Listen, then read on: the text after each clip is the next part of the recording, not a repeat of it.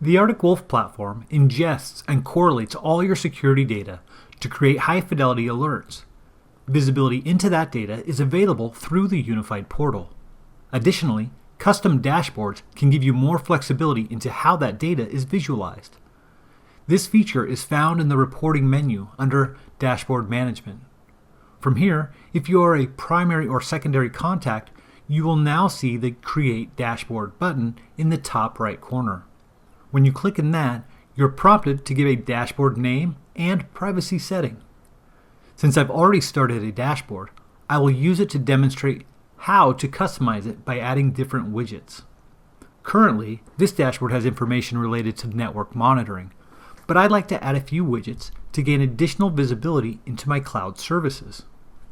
To get started, go to the Dashboard Actions, then Edit. The dashboard is now in edit mode.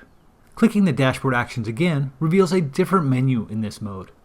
From here, I can change everything from the default range, layout, and who has visibility into this dashboard.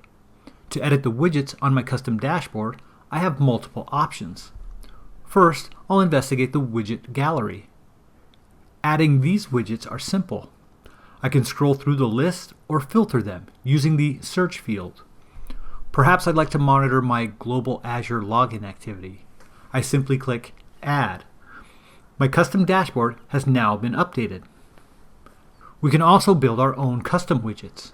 To do this, click the Add Custom Widget in the Dashboard Actions menu. For this example, I'll build a widget that displays Azure Cloud login failures. Because I'll use more than one rule, I need to choose which operator to use.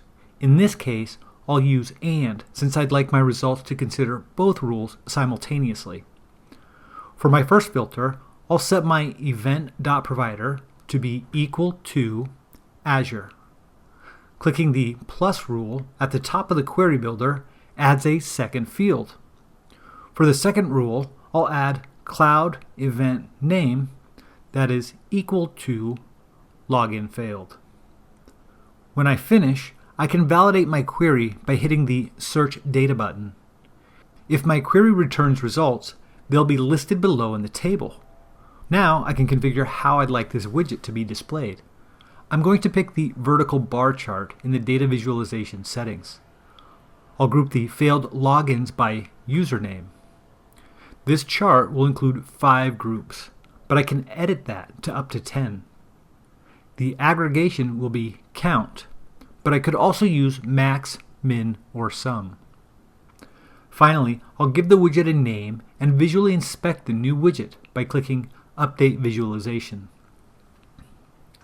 If everything looks right, I'll then click Add Widget to Dashboard.